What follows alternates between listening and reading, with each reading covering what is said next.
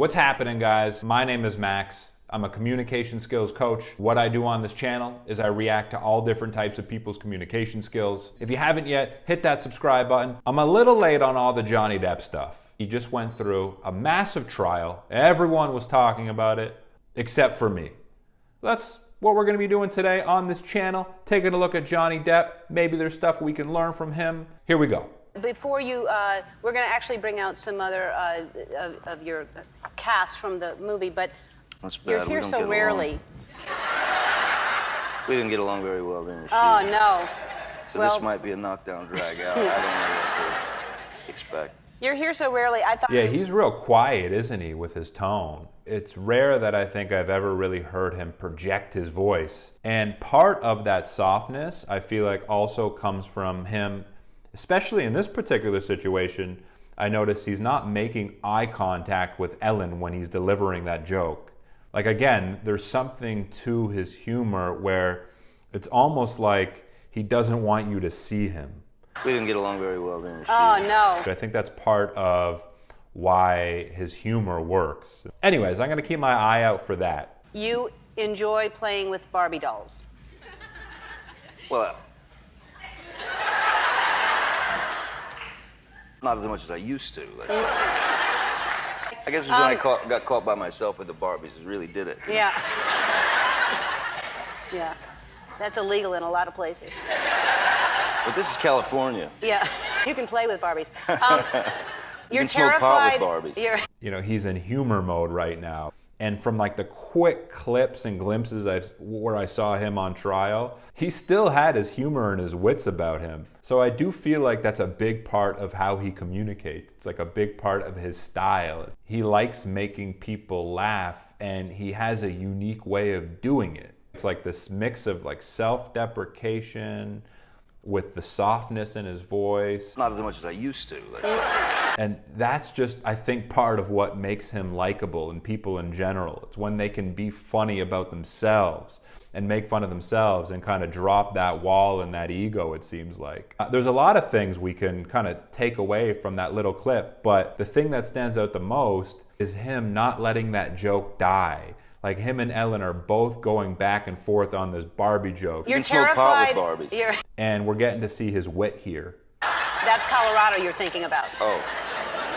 I don't know how this got in here, but you sleep in the nude.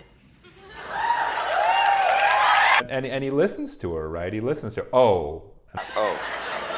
You know, oftentimes you'll see a person like Johnny Depp, maybe a little bit more on the introverted or shy side, or maybe has unique social mannerisms, and you'll think they're kind of checked out of the conversation because they're not looking at you, right? Johnny Depp isn't your typical Hollywood charismatic communicator in the classic sense, because he's not like, you know, sitting upright and looking at Ellen every second and smiling at her every second. We might think, okay, he's not tuned in, he's not engaged, but there's signs here throughout this short conversation. He's acknowledging Ellen. He's listening to everything she says. You can play with Barbies.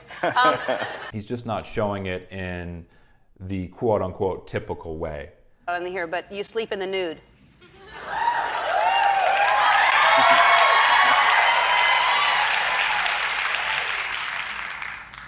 Well, technically I've slept in alleys. I've slept in...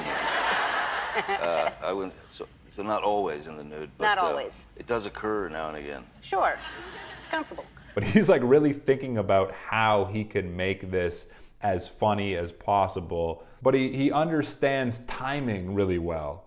Like, just there, he let the audience cheer. He knew the audience was gonna cheer. Sleep in the nude. He doesn't rush. I think that's a part of his confidence. I think that's a part of what draws us to Johnny. Like, what's this dude gonna say next? Because you kind of see his brain firing, right? It's like, okay, it's firing. He's thinking of something clever. So based on his track record and his use of his pause, I think that contributes to how captivating he is as a communicator, as a speaker. And something we can take away from Johnny Depp, it's the use of our pause. If we pause and we feel comfortable within the pause, then our audience is thinking, okay, what's this person gonna say next? Like, I'm tuned in. You once dreamed of being the first white Harlem Globetrotter. That's true. That is true. Yeah, Are that was you a great passion of mine when I was a little kid. Are you a good basketball player? No. Hence the dream. That's, yeah. Like he'll respond really quickly, but then he'll pause. Are you a good basketball player? No. And he'll think about how he wants to elaborate on that joke. Hence the dream. That's, yeah. It's almost like thoughts are firing through his brain on how he wants to construct that next joke. And usually it's in some sort of self-deprecating manner. You love to paint pictures of elephants. I do. Are you a good painter? No. I paint like a toddler. So, but it's just elephants? I like the shit. I love elephants, certainly. He's looking for the most self-deprecating thing he can say, like a toddler. I'll say he's cool, for sure. He gives off a cool vibe, but he's not like super smooth in the typical super smooth sense. Like he stumbles over a few of his words. Like a toddler. I think maybe that takes away from his quote-unquote smoothness a little. But if anything, I think that adds to his likability. This is called the pratfall effect. I've talked about this before. And audiences like people more who actually make mistakes in their speech, as long as they're perceived as someone who's competent or knowledgeable in whatever it is that they're talking about, or someone who's confident. If they make a few mistakes here and there in their speech, then we can actually start liking them more. And that might be sort of what's happening here with Johnny. And how many elephants would you say you've painted? About 11. 11. Just grabbing it out of a hat. Okay. You know? I would like one of your paintings of an elephant. I've got one. I'd like one. I mean, I have 10. I'm going to take one. And It's coming. all right, good. I like Johnny. He's cool, man. He's really cool. I wonder if the humor, the self-deprecation, the sarcasm, if that is a defense mechanism at all, or just a way to kind of deflect from more serious topics. Anyway, I'm glad I checked that out. If you want to watch my uncut reaction and analysis, you can.